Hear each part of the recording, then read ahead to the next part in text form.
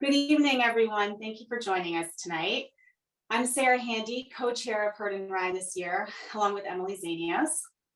Heard and Rye is the Speakers Bureau, made up of a committee of volunteers representing local schools and other organizations in and around Rye. We work to assemble a series of talks throughout the year to educate our community on various aspects of parenting. We're incredibly fortunate to have a wonderful guest speaker here tonight, Dr. Cara Natterson, to talk with us about preparing for and surviving puberty. So just one or two housekeeping items before we get started. Cara will speak for about 35 to 40 minutes, followed by about 15 to 20 minutes of Q&A. If you have a question for Cara, please use the Q&A function at the bottom of your screen. Please don't put questions in the chat, as all of the questions that we will share with Cara will be drawn from that Q&A function instead. So with that, let me now turn it over to our moderator for this evening, Ann Magalis. Ann served on the Heard and Rye committee for 6 years and is a partner at the Parent Team, a parent education company. We thank you very much for moderating tonight, Ann. Thank you, Cara, for being here. And thanks once again to all of you for joining us. Ann? Thanks, Sarah. So it's my pleasure to introduce Cara, which is such a joy for me. I'm so happy that she's here. So Cara is a pediatrician consultant. She is a New York Times bestselling author of puberty and parenting books. I have mine here. Cara's journey through health advocacy began at Harvard, followed by Johns Hopkins, and then the University of California at San Francisco. In 2000, she joined the 10th Street Pediatrics in Santa Monica, where for years she cared for kids from birth through their teen years. In 2008, she founded Worry Proof Consulting, which is a practice that gives parents the time that their primary care doctors rather, often don't have to cover medical, behavioral, and parenting issues in greater depth. And if that's not enough, mid-pandemic, she decided to launch a website called oomla.com, which is dedicated to making puberty quite literally more comfortable. On the website, you can access both helpful and practical resources for you and your children, as well as her new podcast that's aptly named the Puberty Podcast. She travels around the country speaking to kids and parents alike about taking ownership of their health and well-being and health and wellness. She does this, and I have to agree with this statement so perfectly. She does this by taking cutting-edge research and translating it so effectively into understandable, actionable, and even entertaining information. So Cara, I'm so happy you're here. Welcome to Heard and Rye. Over to you. Thank you. I'm thrilled to be here. Before I get started, we are going to launch a quick poll. I love to know who's in the room, and particularly what are the ages of the kids that brought you to this talk. Some people here are parents, some might be grandparents or teachers or coaches, or just people who have someone in their life that they are thinking of and they wanted to understand their puberty. So with that, you'll all see a poll in front of you, and it'd be wonderful to have you quickly fill that out so we can get a gauge of the ages that are represented here. And now I am going to share my screen. Let's see if I can get this right. And Anne, if I'm not doing You got it perfect. It's spot on. Perfect. Okay. So, so I'm here to share with all of you. Oh, here are our poll results. About half of you have kids in the 6th to 8th grade, middle school, about a third in high school, about 42% who are tweens, 3rd, 4th, and 5th grade. And then we have people who have kids post-high school, and we have a pretty good representation of people with preschoolers and kindergarten through 3rd grade. So we've got a broad range. That's great. Okay, so you are here to hear about preparing for and surviving puberty, and I'm going to walk you through it. I will start by saying that in addition to being a pediatrician, I do have 2 recent survivors of puberty living in my home. I have an 18-year-old daughter and I have a 16-year-old son. And even though I do this for a living and I have been taking care of kids in this stage of life for a long time, and I have been writing about puberty very specifically for about a decade and a half, having kids in your lives who are going through it is the steepest learning curve for everyone, and that includes me. So I've learned a lot from my kids, and at the end, we will have plenty of time for Q&A. So if you have specific questions about your kid that might apply to the broader group, my guess is that a question that you have is a question that is going to be relevant for someone else. And you'll notice the subhead of this talk is how to help kids manage a process that lasts a lot longer than it used to, and we're going to get into that now. But before we get into it, I'm going to start by defining some terms. And the first set of terms I want to define are puberty versus adolescence, because we use these terms interchangeably at this point, but they're actually technically not. So puberty is sexual maturation. What it means is when the body shifts from being a body that is not capable of reproducing to a body that is potentially capable of reproducing. That's the path through puberty. But in today's world, because puberty lasts so much longer than it used to, we have started to use the word puberty interchangeably with adolescence. And even I do it. I have a puberty podcast that covers a lot of adolescence. And so it's not a bad thing that we've done this, but I want to bring a little bit of attention to that. So here we are, and we're looking at adolescence in red, and puberty is the overlay in yellow. Okay, and what you'll see about adolescence is if you look at the bottom of this graph, it goes from birth all the way up through 35 years. Okay, and on the y-axis on the left-hand side, what you see is the category of childhood, and then you have this big chunk called adolescence, and then you have adulthood. And the bars will help you understand where these things intersect.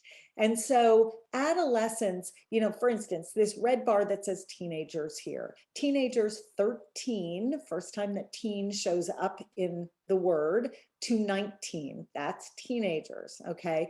Puberty spans much of that and stretches much earlier than the teen years, okay? Childhood goes from 0, most medical terminology would consider childhood all the way through age 18. So you can kind of see how all this language and all of these terms overlap one another. And that big chunk in the middle, which runs basically from 10 to 20 with a little bit of spillover to about 25 in some definitions, is called adolescence, okay? Now, how we define puberty and when it starts, we're going to talk a lot about in a minute. How we define adolescence, that's easier. Adolescence is all of the shifts and changes outside of the body changes. So it's the social, emotional, familial, all of the surrounding shifts, and that's why it tends to be more time-stamped than puberty. The next term I want to define is this concept of gender versus chromosomes. So how someone identifies may be in conflict with what their hormones are telling their body to do. And as a society, I think we've really evolved quite a bit recently in terms of our understanding of the difference between gender and chromosomes, but it's a little complicated. And the language, especially for people in Gen X, like me, and the boomers, the language is hard sometimes, and we get it wrong sometimes. And I think our children are very good about educating us as to how to be more thoughtful about it. So I want to help you understand a little bit here the difference between gender and chromosomes. So this is something called a karyotype. This is a cartoon version. It's not a real one, but a karyotype is essentially you're taking the chromosomes that are in a person's cells. Every single one of us has 23 pairs of chromosomes in every cell in our body, and they are splayed out on a pathology slide. And on the left, you see what female chromosomes might look like, and on the right, you see what male chromosomes might look like. And even this slide is old, right? Because the way the language is being used, now we would say this is simply on the left XX and on the right XY. The sex chromosomes you see circled at the bottom, okay?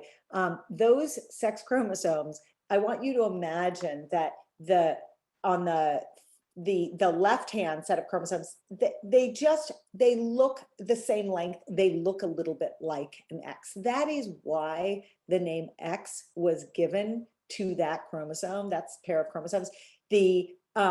On the right, you see that there's a longer one and a shorter one. And if they were to stack up in a certain way, they would look like the letter Y. So that is how those names came about. But all of us have 23 pairs of chromosomes, and 22 of them are largely independent of our sex, and one of them is sex determinant, meaning really that pair of sex chromosomes guides the release of various hormones, and in the fetus, the development of certain organs in the body, okay? Now, that's chromosomal sex. And you're going to hear people use terms like genetic sex or biological sex. I don't think science has done a great job of coming up with language here that is sticky and user-friendly. But if you hear chromosomal sex, genetic sex, or biological sex, it refers to this. It's the blueprint that tells your body what to do. Then there's gender. And gender is quite different from chromosomal or genetic or biologic sex. So gender is sort of a constellation of your identity. So who you think you are, okay? Your expression, your gender expression. So who you demonstrate yourself to be. Your biologic sex, which was covered on the chromosomal slide before, and your sexual attraction. So who you are romantically and sexually into is the way most people would describe that.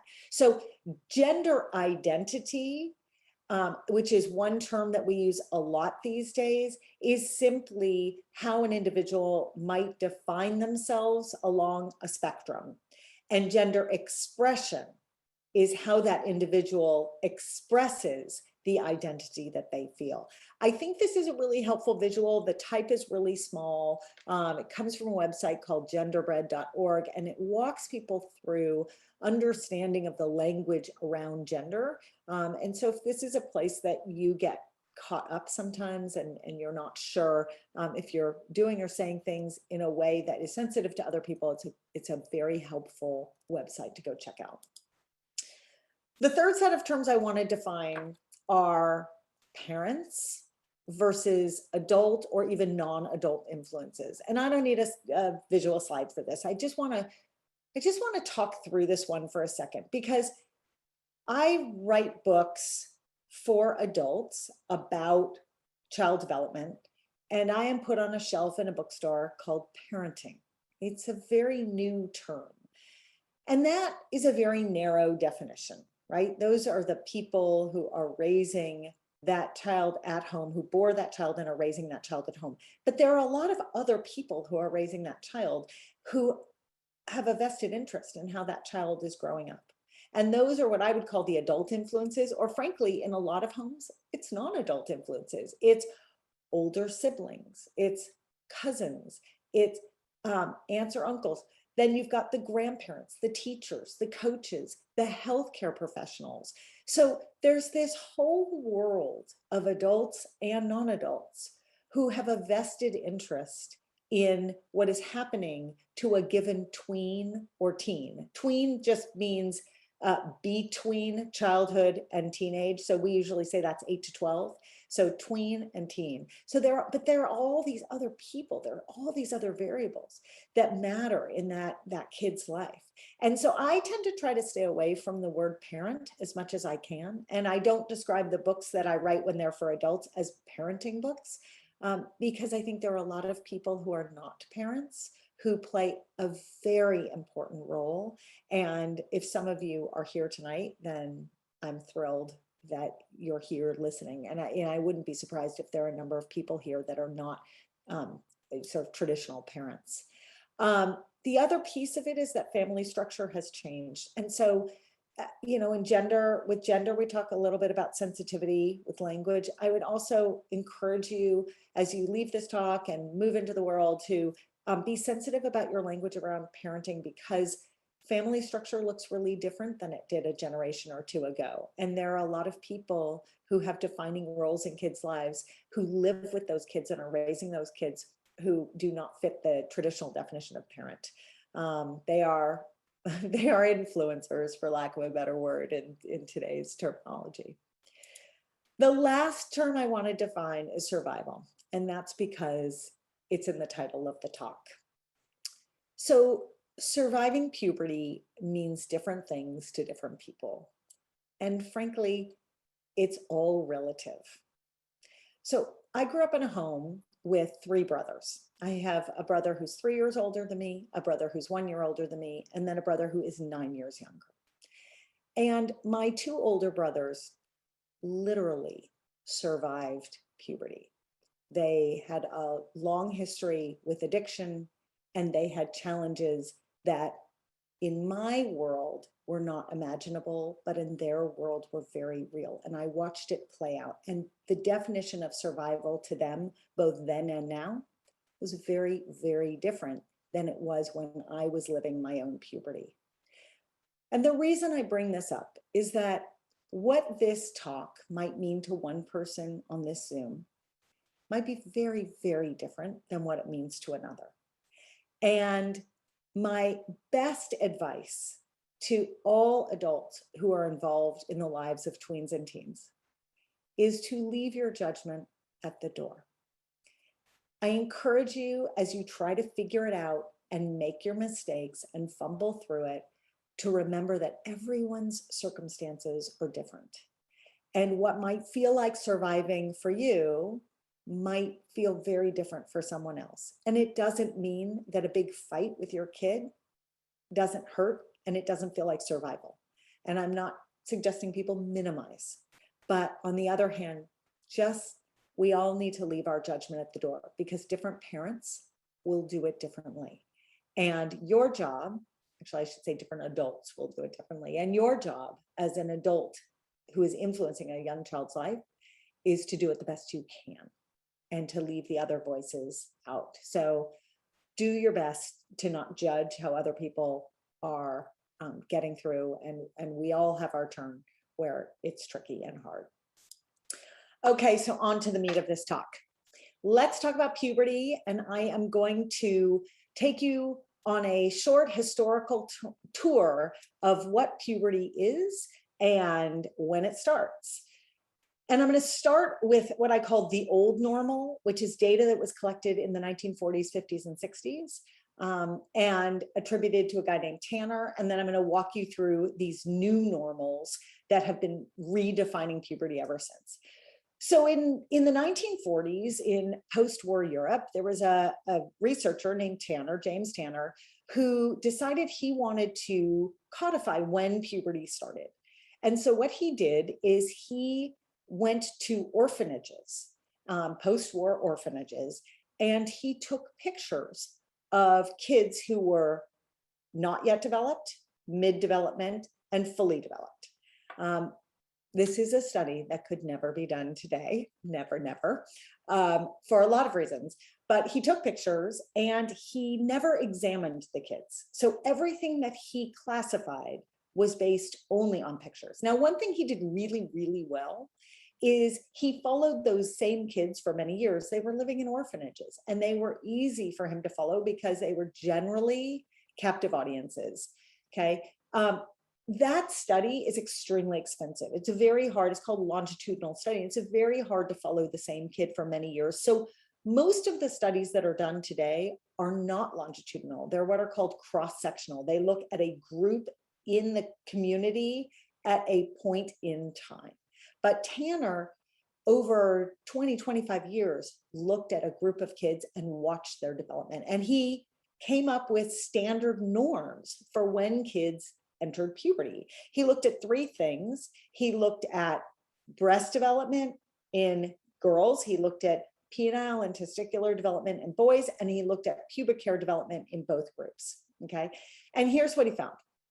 He found that the average girl entered puberty just after turning 11, okay?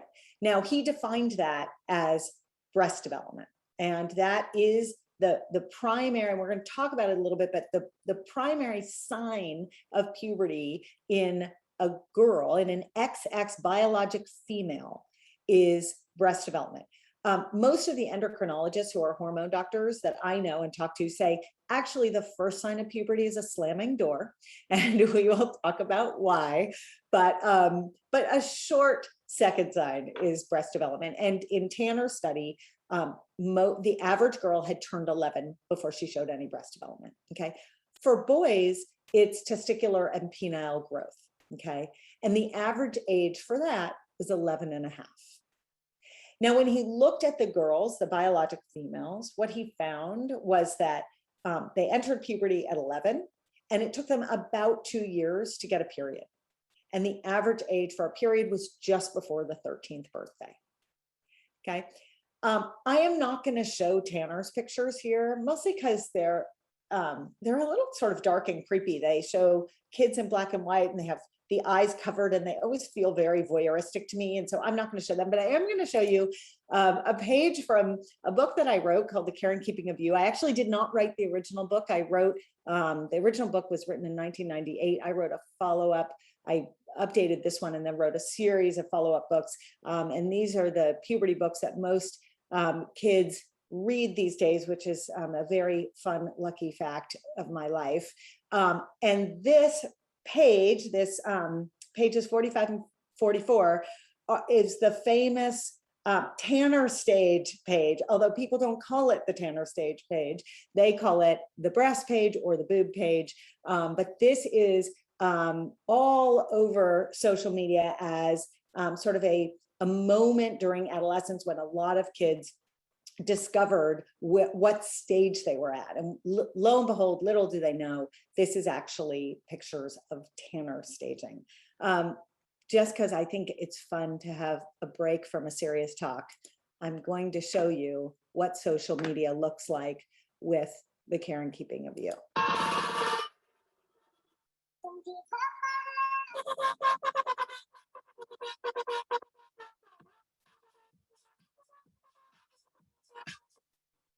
So that was from TikTok, one of many, many, many videos posted.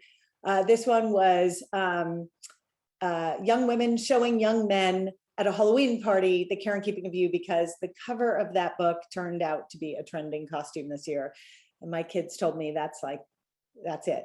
I'll never get any further than that in life. And I might agree with them. That is Tanner staging. And that was what we had until 1997. And when I was trained in medical school and in residency, we all learned that that was when girls went into puberty. But in 1997, actually, I had no idea until I was actually making this slide. And I put this slide up so many times, but in this, I realized this was my birthday in 1997. This article hit the New York Times. And this article is about a woman named Marcia Herman Giddens. And Marcia Herman Giddens is a nurse practitioner who practiced in North Carolina.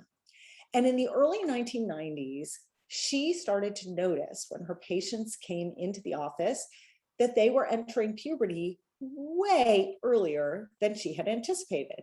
She learned about Tanner too, and she thought they were supposed to be 11 before they were developing breasts, but they were younger. And she thought, well, maybe it's something in my community and I should study it. So she pitched a study to the American Academy of Pediatrics they said yes. They sent her a lot of support, and she studied 17,000 girls all around North Carolina. And what she found was that, in fact, girls were entering puberty earlier than ever before. They were entering puberty a year to a year and a half sooner than Tanner had predicted. And it actually broke down across racial lines. Now, the groups that were studied were very limited. She studied Black girls, Hispanic girls, and white girls. She did not have enough Asian or mixed race girls in her study to codify them. And unfortunately, these are the three buckets now where the data has been followed. And so the data is very limited to those three groups, and I'm sort of stuck with those groups. But I think those groups are a good barometer of the change. So what she noticed is the youngest girls to enter puberty were the Black girls, and then Hispanic girls, and then white girls. The other thing she noticed, and by the way, I should also say the language has changed over the 25 years since her study first came out. So I'm using language that is now the language that is preferred. But at the time, a lot of the studies talk about African-American girls and Caucasian girls, and the pendulum has swung. And so I'm just adopting the new language, but if you read different language in these studies, you will see why. One thing Marcia Herman Giddens noted that is really significant is the first period, which we call menarche, did not happen any sooner. So Tanner had said it was right before the 13th birthday, and she found it was at about 12 3/4 in her study. So now we have puberty lasting not 2 years before a first period, but 3 or 3.5 years before a first period, right? We're getting a little bit of taffy, a little bit of stretching here. She did not study boys, okay? Then in 2010, this article came out. And I will say the 1997 article was massive. It was huge. It was on the front page of the New York Times. It was covered in every single medical journal. It was humongous. In 2010 came this article. Now, there was a study started in 2005 by a group of endocrinologists who wanted to look at Herman Giddens' data and confirm it. And in medicine, we do that a lot. We take a study and we say, this study feels like it could be an outlier. Let's redo it and try to confirm the data. And one of the researchers who participated in this study, and in fact turned out to be a lead researcher in this study, is a woman who I went to residency training with, a woman named Louise Greenspan, who's an incredible endocrinologist.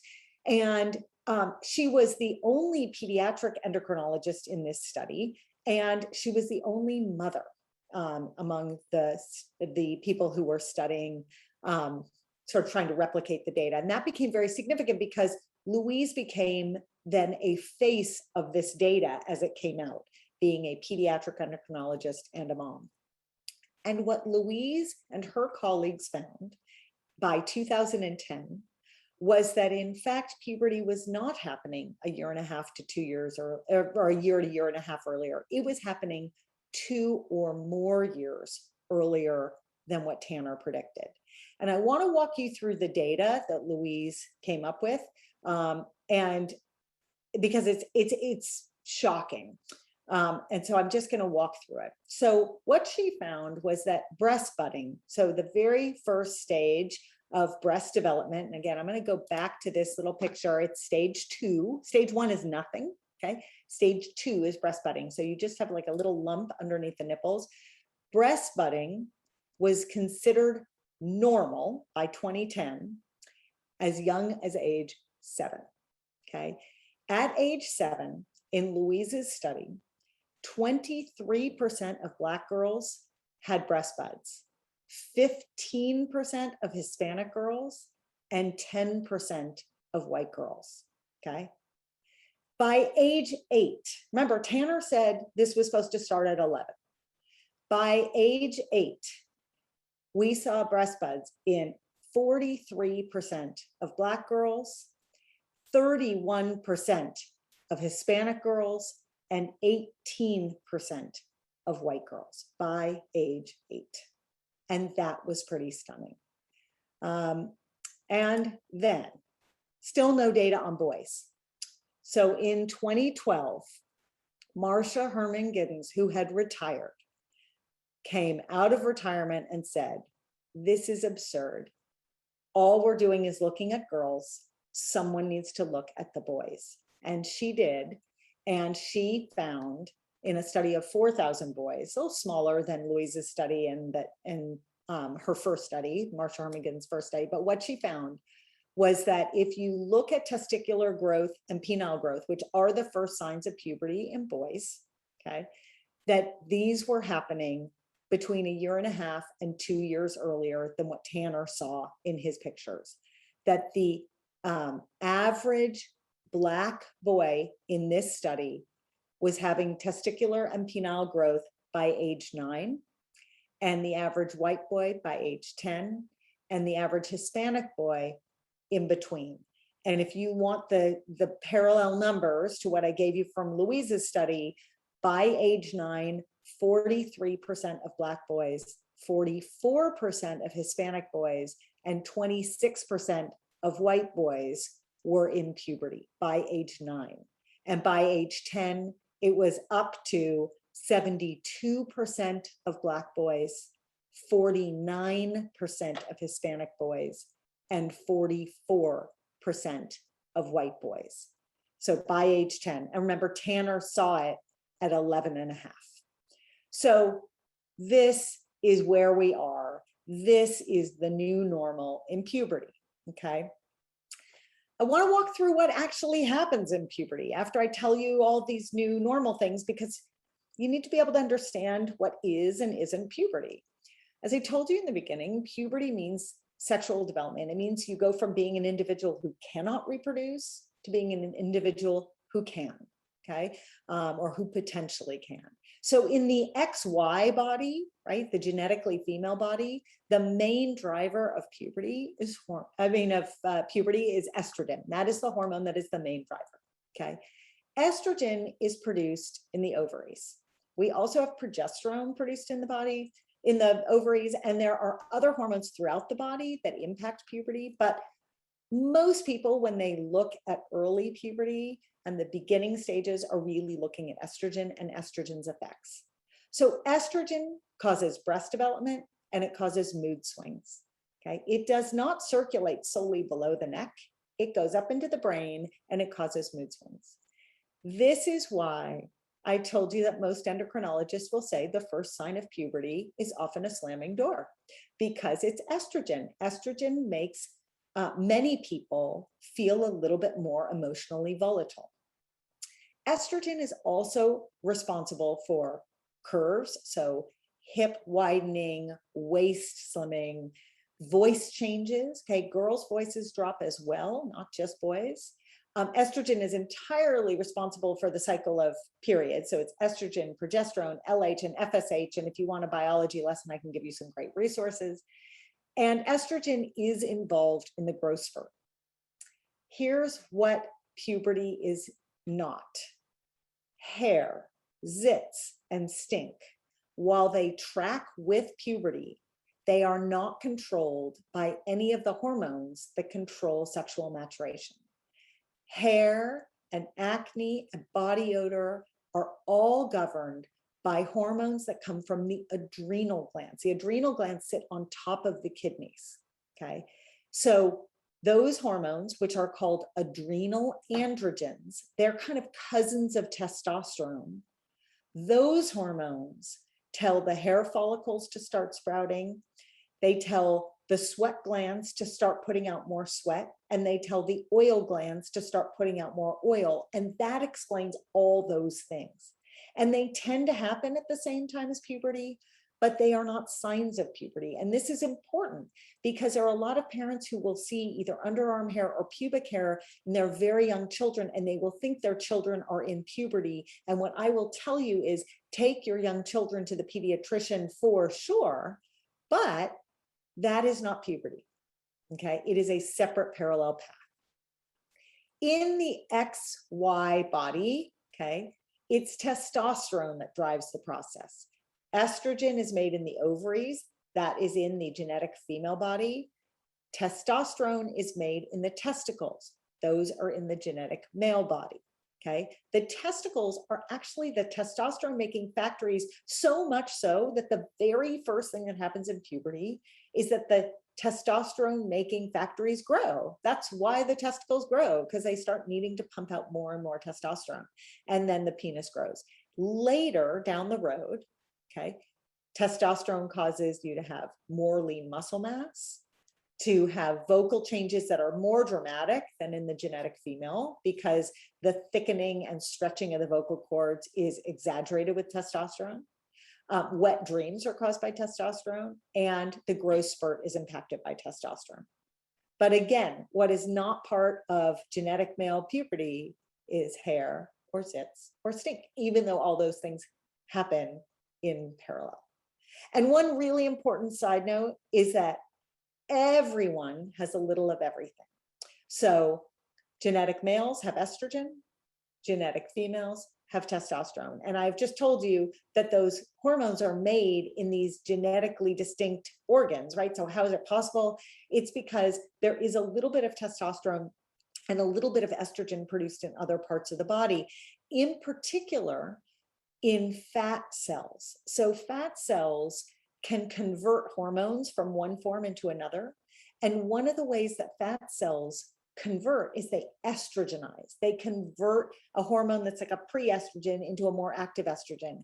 And this is very, very interesting. It's a little bit of a side note, but people always ask me, is earlier puberty driven by body weight? And the answer is complicated. The answer is, in genetic females, yes, it is, because genetic females, their estrogen is ramping up a little bit. They have extra fat tissue. They end up having a much higher load of estrogen, and that tips them into puberty faster. But in genetic males, there is a split. So for genetic males who are carrying a little bit of extra body weight, okay, they have a little bit of extra estrogen in their body, and that the two are sort of seesawing. But for a genetic male who is carrying a lot of extra body weight, that genetic male may have enough estrogen that it actually slows puberty. It actually cancels out the impact of the testosterone. So what we see is in overweight young males, sometimes puberty can happen earlier, but in obese young males who are carrying a lot of extra fat cells, those young males may actually not go into puberty until later. And that's why it's complicated. Okay, why the moods? Well, I already told you that hormones don't just circulate from the neck down. And there is this chemical stew, there is no other phrase for it, that is around the brain, okay? And we're going to talk about brain maturation in a minute, but I just want you to think of that classic image from, I don't know, Rocky Horror Picture Show, you know, a brain sitting in a jar and there's this stew of liquid around it. That is what happens in our bodies too. And because hormones cross the blood-brain barrier, they get in and around the neurons of the brain, they impact the way the neurons work. And they create what I would call classic tween and teen behaviors. And the genetic females often swing outward and loud, but not always. And what I mean by that is they have giggle fits and they have crying fits, right? Often, but not always. There are lots of XX individuals out there who do not do that. And likewise, genetic males tend to go quiet, but not always. And the quiet of the tween or teen male is it's so well understood socially, but it's never been connected to testosterone in research. And I wrote a whole book about this. I am convinced if someone does the study, we'll go, of course. What we do know is that testosterone can cause rage, which is sort of the opposite end of this pendulum. But for those who have tween or teen males living in their home, I think most of you will agree, silence is as defining a feature of male puberty as the occasional rageful episode. Let's talk about brain maturation for just 30 seconds. I could talk about it for 3 hours. I'm not going to. I'm going to show you a slide that has been used so many times. It's a horrible quality slide. It's a very fuzzy picture. And you would think that the internet would do a better job of getting a higher quality image out there, because every single pediatrician I know uses the same slide in their talk. What this slide is meant to show you is that the brain develops in a very logical way. It develops from the inside out and from the bottom to the top. And so if you look at the scale that's on the right side of the slide, what you see is that between ages 5 and 20, which is what's measured here, the amount of gray matter, okay, shifts very slowly and dramatically between the ages of 5 and 20. And what this is a measure of is a process called myelination. Okay, so myelination is the insulation of the neurons in your brain. Neurons are naked wires when you're born, and over time they get wrapped in a little fatty sheath called myelin. And that myelin basically makes the neurons able to do their job much more efficiently. They send and receive messages really, really fast. And based upon the way that the tween and teen brain develops, inside out and bottom to top, the part that is most developed in middle school, and it turns out in high school and through college, is the middlemost part of the brain. And that is home to the limbic system. And the limbic system is what is in charge of our emotional world. It is our risk reward center. It is what motivates us. All of that thrill-seeking behavior comes from the limbic system. But you know what else comes from the limbic system? Innovation and thinking outside the box and not being super consequential, because the consequential part of the brain is way out here. It's the prefrontal cortex, and it doesn't get insulated until the mid to late 20s. That's how old this slide is. It only goes to age 20. And now we know that the prefrontal cortex does not get myelinated until the mid to late 20s.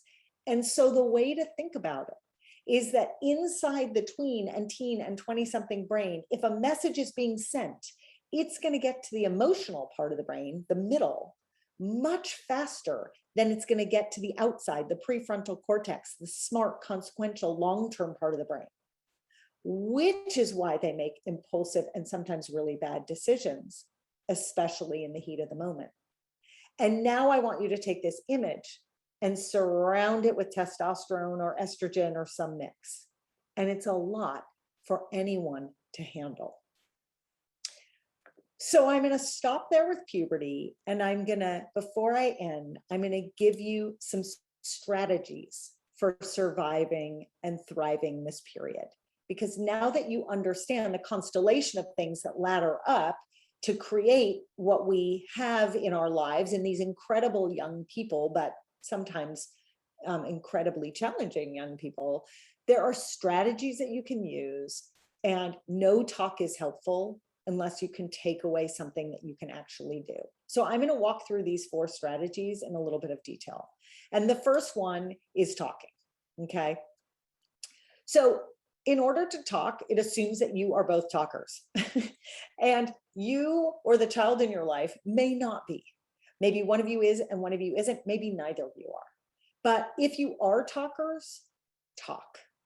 If you're not talkers, figure out how to communicate. It might be journaling. It might be texting. I've seen talking happen through eye rolls and eye communication. Okay. So talking is critical, but really it's communicating. You want to grab your moments. So, you know, I am the queen in my house of talking about things when it's in my mind and it works for me, and not when it really is going to work for the person who I'm talking to. My advice to you is don't do that, because it doesn't land very well. So instead, I would follow the advice: if you see something, say something. But I'm not talking about snitching here. What I'm talking about is, or anti-bullying. What I'm talking about is take your visual or your auditory clues and take the moment. If you're walking down the street with your kid and you see a huge sign and it triggers a thought for you, and your child sees the same sign, grab the moment, have the conversation. If you guys are on social media and something comes across your screen, grab the moment. Okay. So we call these teachable moments. That's a little sterile phrase, but as you can grab them. Yes, sometimes you're going to do what I do and grab them when it doesn't work for your kid. If that doesn't result in a good conversation, grab them again another time. A key to talking is asking questions and then waiting for answers. Don't ask a question and fill the void with talking. Listen, okay? Because if it's only you talking, it's a lecture. And the last tip about talking, and you've heard this a million times, is avoid eye contact when it's a tricky situation. So talk in the car, talk on a walk, talk at night when the lights are out, talk on the phone. But a direct eye contact situation like this, not helpful when a kid feels vulnerable. And we all know that, but it helps hearing it. The second set of strategies is listening. And I did say that when you're the only one talking, it's a lecture, but hearing and listening are not the same thing. So you really do have to try to listen to what your kid is saying. And if you don't understand what they're saying, ask. And try to do things like remember names, take in details, go through the story that they're sharing and drill down. Put your phone away. You cannot listen and be on the phone at the same time. The other thing is, it's not your puberty. You already went through puberty. So as you're listening and trying to engage your kid and having a conversation and a dialogue with them, don't go back to your life story. Maybe occasionally a story is fine, but in general, it's their story that they want to tell. And so that's why you want to listen. The third set of strategies, probably the single most important thing you remember from this talk, is take the do-over. So if you've ever given your kid a phone before they're ready, if you've ever said yes to that party and then gone, what was I thinking? If you can think of a million situations where you have made a parenting decision or an adulting decision that is not the best decision. Excuse me. And if that has been you, take the do-over. What that means is that no decision is permanent. See, I've been talking too much and it's time for me to do some listening, but no decision is permanent and you can always do it over. Finally, call someone for help. And that's not just for your kid, it's for you. So parenting is a team sport. You do not know everything. I do not know everything, and I do this for a living. Don't look everything up online because humans are always better than Google. Find your team, your doctor, your healthcare provider, your therapist, your social worker, your school counselor or administrator, coach, advisor, teacher, family members, good websites that are legitimate. There's a whole team out there and you don't have to do it alone. So I will stop there and I will unshare my screen. And Anne, as usual, I am here. as I Hi, thank you intended. so much. So what I love about your work is that you balance giving the strategies of what parents can do, but what I love is the science of it. And I think that when parents understand kind of like the what and the why stuff is going on, I know for me that just makes it so much, you know what to expect, and knowing what to expect is such a huge part of being able to, keep your own stuff together so that you're not losing it because it's all normal.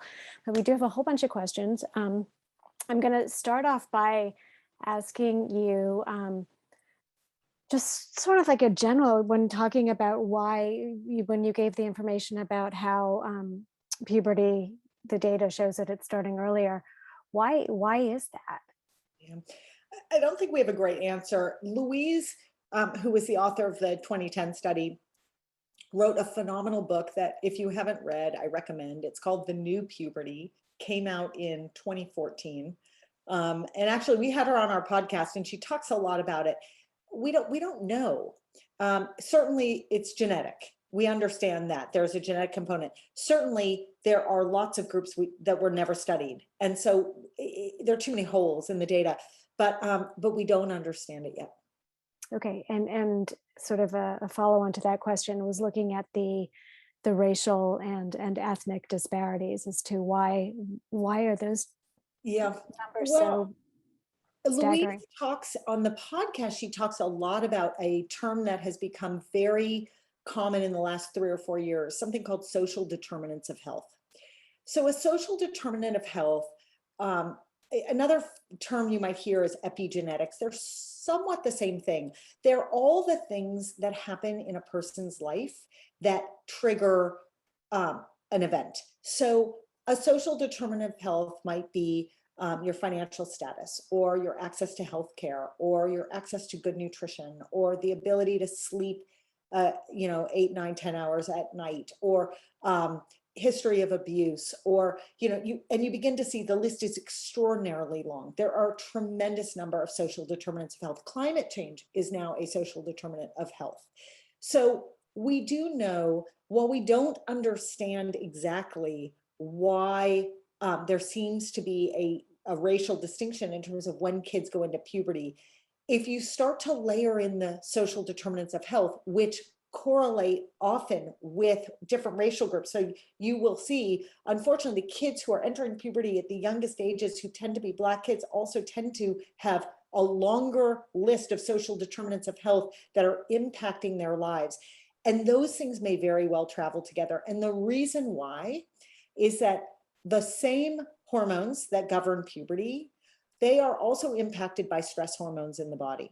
And stress hormones, cortisol in particular, but there are a whole slew of them. Stress hormones absolutely shift what is happening inside.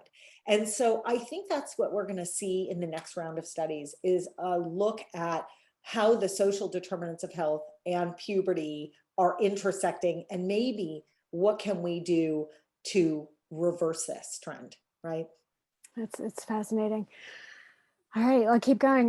There's a question, I'm just going to read it. It says, could you talk a little bit, please, about experimentation with alcohol and the impact on adolescents as adult influencers? It's something we all need to navigate, but the question asker is wondering if you have some research-based advice about this, the impact of alcohol on puberty. Yeah, so and adolescence. Yeah, I can talk about the impact of alcohol in the brain in general, which is quite profound, in the same way that there's a chemical stew that includes hormones. When people are using substances or drinking, that chemical stew is impacted by whatever else they're putting in their body. There's some things that don't cross what's called the blood-brain barrier, but alcohol and drugs are by design meant to cross the blood-brain barrier. People like how they feel when they use these substances. We know, early alcohol use is a social determinant of health. Interestingly, it tracks with a lot of those risk factors.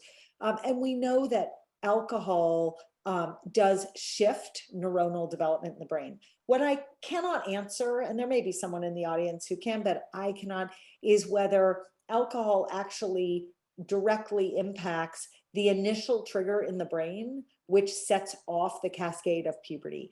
I don't believe that there's any data there. There could be. I don't believe there is. What we do know is that if you think about that brain development slide, and you think about from the time you enter middle school until well after you graduate from college, the part of your brain that sends and receives messages the fastest is the impulsive, feel-good part of your brain. Okay, not all bad. Let me remind you, right? A lot of innovators used that part of their brain to change the world. However, in the setting of alcohol and other drug use, having that part of your brain dominates can lead to a series of really devastating decisions, whether those decisions are to get behind the wheel of a car or to engage physically with someone in a way that they wouldn't have done sober. And so I think one of the most important things for parents to understand about alcohol, and what I say in my own home, I mean, I've got 2 teenagers living with me. This is not just what I do for a living. This is my reality. It's not a never. It's just not now.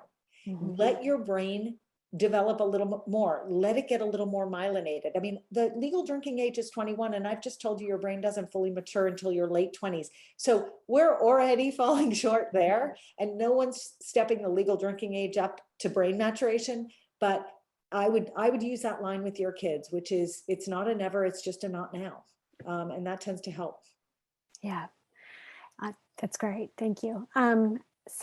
This is an interesting question, because I think there are many people whose children go into puberty early, and some who it takes a little longer. So somebody is asking for some advice on how to support children who are or the early or the late developers. Yeah. I write a lot about it. I have chapters on each in Decoding Boys. And actually, we've now done episodes on the Puberty podcast covering not just the science behind, but also personal stories around both of those extremes, because the path through puberty is extraordinarily emotional for everyone. My college roommate was a very early bloomer. She used to say, that's the worst. I was a very late bloomer. I used to say that was the worst. And another friend of ours used to say, I was totally on time. That was the worst. None of it feels good when you are in a transforming body and you don't know where it's going to go and what the end point is going to be, even though everyone around you is telling you it's all going to be fine. And so I would begin to read about and listen to those stories of people who have had experiences either being the earliest bloomers or the latest bloomers.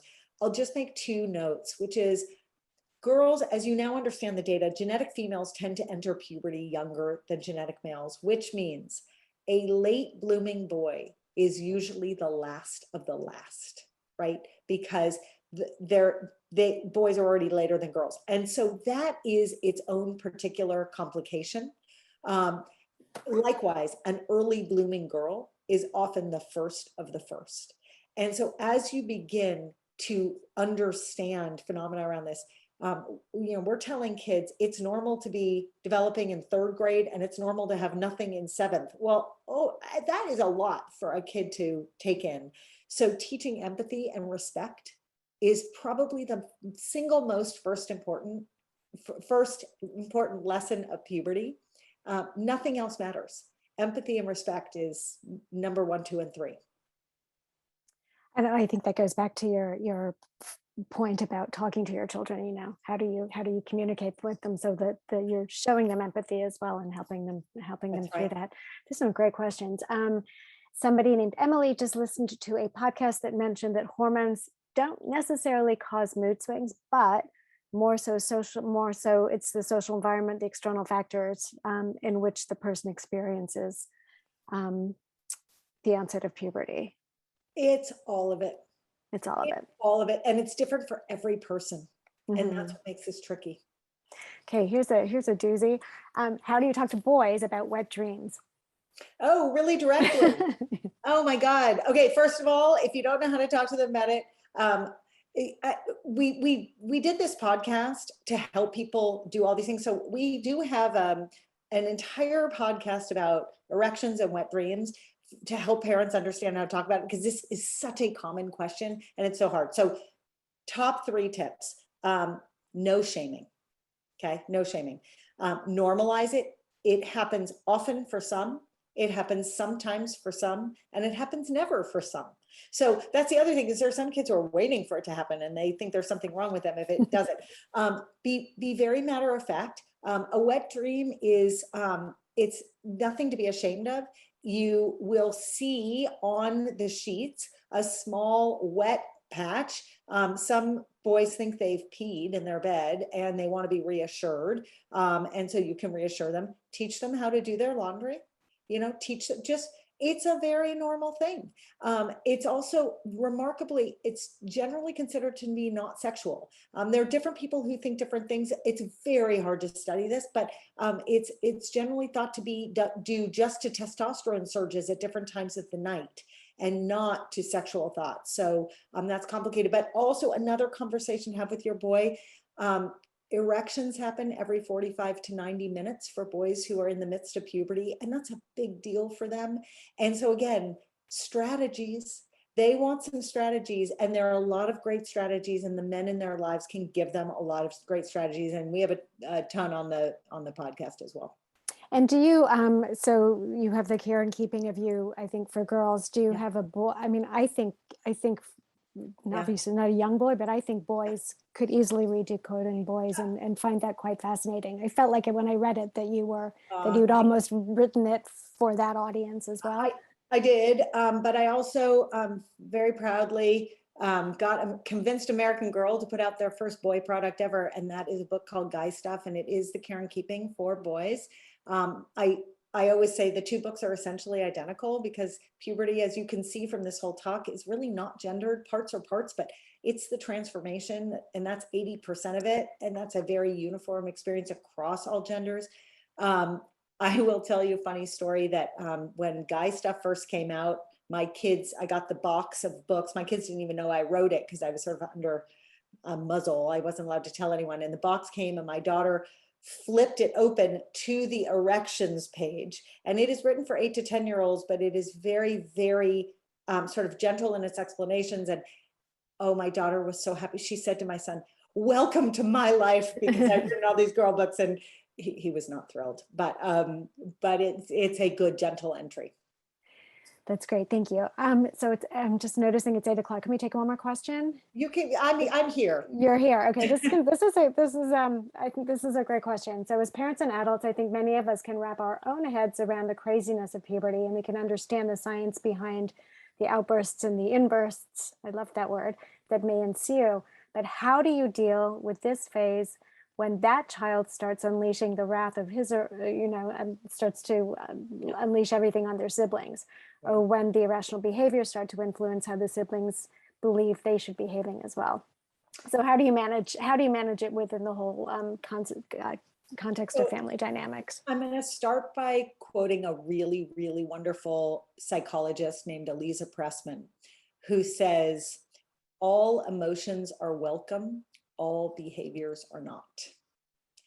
And I think if that becomes your mantra, that is one that will serve you very well. So helping your kids understand that their feelings are completely legit, but acting out is not okay. And you're going to have to come up with whatever works in your home, because the circumstances across everyone's home are going to be very, very different. But in your home, if there is a way that you can give your child permission to leave a situation when they're acting out, what that does is it models for the other people in the house that it's not okay. But what you're not doing is telling them you can't feel this way, right? And you're not escalating and you're not engaging. It's much easier for me to sit here and say what to do. I can tell you in my own home, it's hard. It's hard. And it depends on the day of the week, and it depends on what's going on for everyone. And it depends on who's over and the dynamics. And we are only as happy as our least happy child. And we all know that. And so it may be that you come up with a strategy that works today, and 6 months from now, that strategy does not work. But I would just hold true to the phrase, all emotions are welcome, all behaviors are not. Yeah, that's so true. Okay, so it's kind of a follow-on to that question. You know, when kids do have these behaviors that we don't love to see, one of the things that you talked about before was the idea of a do-over, so a parent do-over. Yes. So somebody was asking, you know, when you're talking about taking the do-over, they thought that really thinking about it more about when a child or a teen reacts in a negative way initially, but the importance of parents not to hold a grudge and allow that child to also take the do-over. And modeling for your kid. So, you know, I've made plenty of parenting decisions that 5 minutes later I regret, and I will say to my kids, I'm going to take the do-over on that. And the reason I title it is I want them to always know that they can take a do-over. So just model for your kids and title it, label it. Yeah. And again, I think, as you said, without the judgment. Yeah. There's an interesting question about doctor's appointments. And how do you manage doctor's appointments through puberty? When do you leave the room? Do you stay in the room? Do you switch? When do you switch from a pediatrician? when does your daughter see a gynecologist the first time? That kind of like the nitty gritty of what to do when. All right. So the first thing I'll say is that if you've got a tween or a teen living in your house and you have not asked the question, hey, are you comfortable with the gender of the doctor that you're seeing? Ask that question, because an annual exam should involve an entire physical exam. And there are some kids who really don't want to be examined by one gender or the other. And so I would give them a little bit of autonomy, prepare them for the fact that they're going to be examined. That's important. Most pediatricians will ask parents to leave the room starting in the teen years, so starting by 13. Now, it depends. I've had circumstances in my life where I've had to have conversations with kids a little bit younger than that. There have been some kids who are just not ready to be on their own, and I'll wait a little bit longer.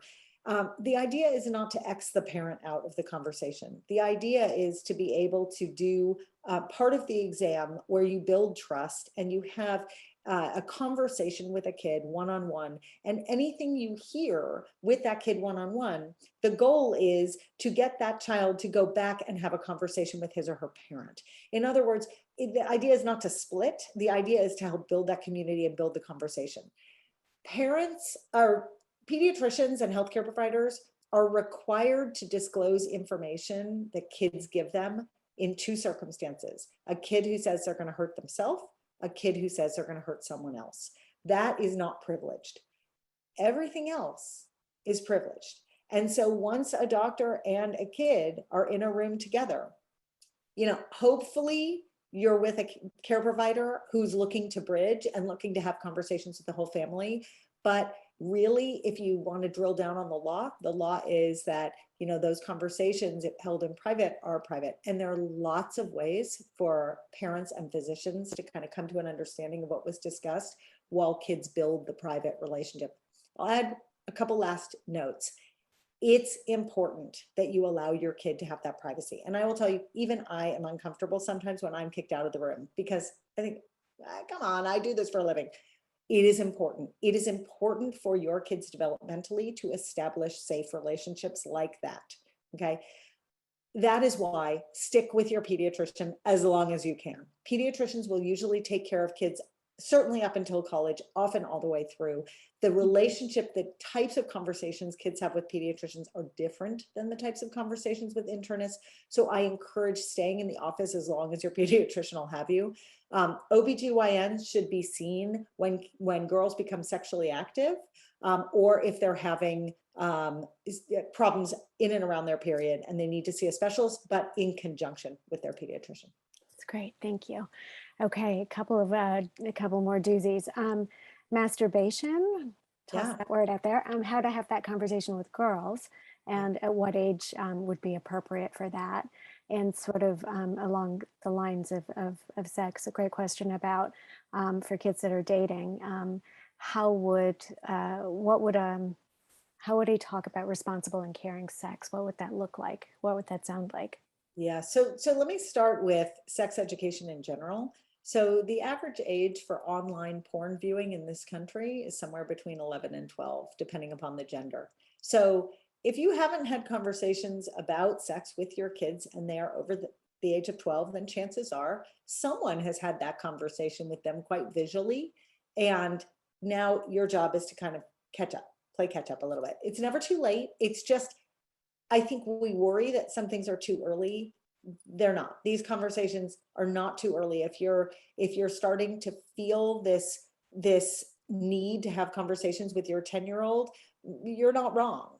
But there's conversations and then there's conversations, right? So there's a way to wade into those waters slowly and thoughtfully. There's some excellent books that go through reproduction. I love the Roby Harris books because they're just cartoony and they're user-friendly, and there's some criticisms of them, but they're criticisms of everything out there, and they seem to be a very healthy, easy toe into the water there.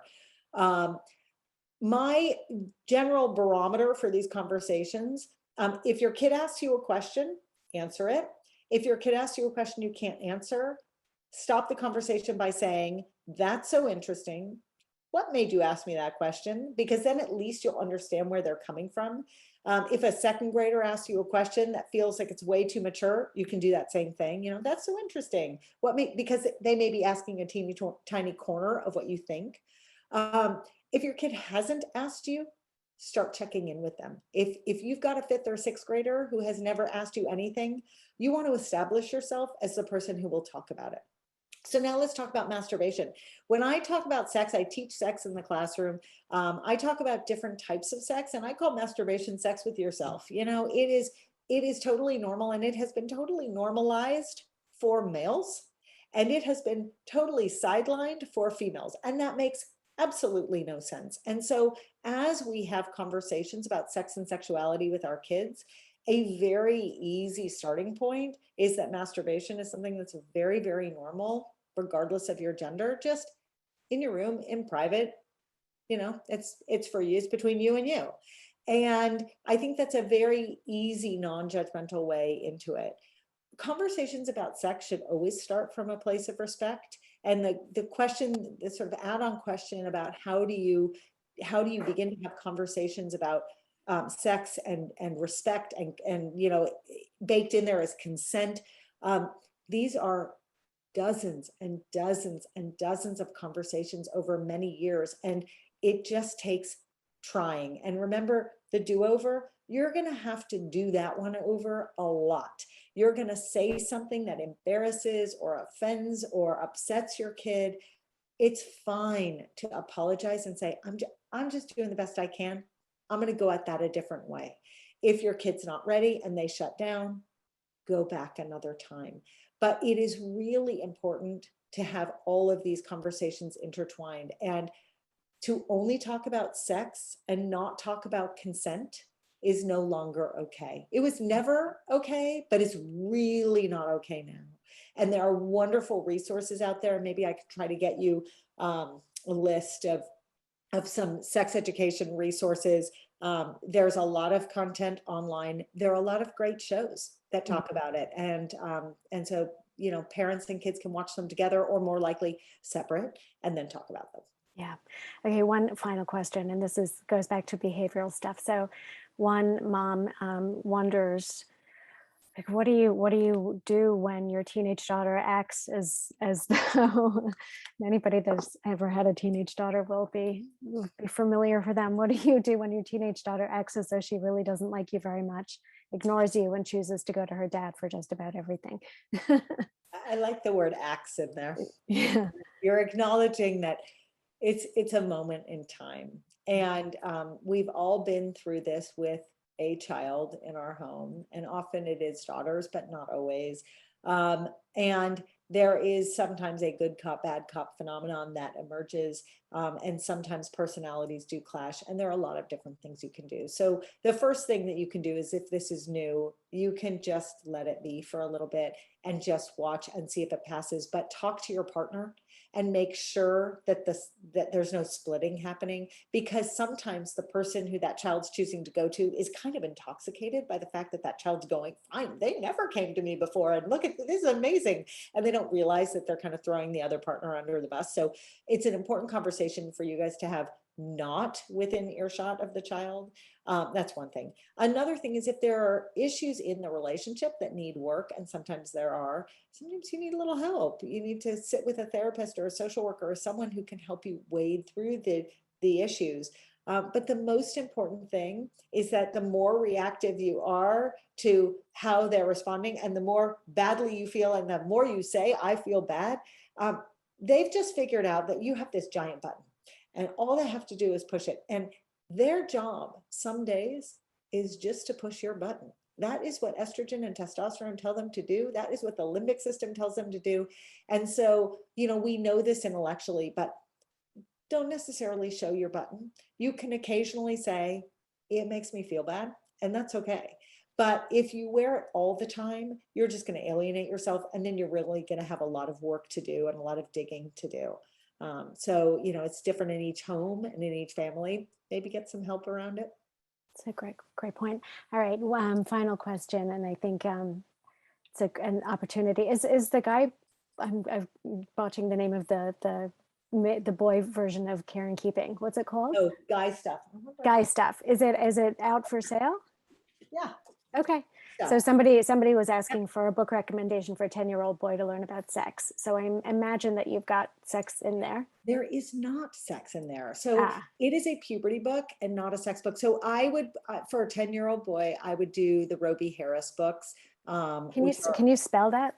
Yeah, What is? Robie, Uh-huh. Roby Harris, Roby Harris. Harris. And they're wonderful. It's so amazing. It's Not the Stork. Those are really wonderful resources. Great. All right. Well, thank you. Thanks for everybody for those great questions. I'm going to hand back to Emily and Sarah, and they're going to wrap up. So thank you so very much. I'm sorry if I couldn't get to your question. There were a lot to go through. Yeah, great questions. And thank you, Cara, so much for this exceptionally helpful talk. I'm sure I wasn't alone in taking lots of notes and writing down resources as we went through. I think parenting as a team sport could be the Herd and Ride tagline. We should really think about that. But we're really glad that you could be here with us tonight. So thank you. And thank you, Anne, for moderating again. And thanks all of you for joining us. And I just want to, a reminder to mark your calendars for our next talk after the holidays on emotion regulation skills with Dr. Alec Miller. It'll be held on January 25th at 7 o'clock via Zoom. Thank you all for joining, and we wish you all a happy Thanksgiving. Thanks again. Thanks so much.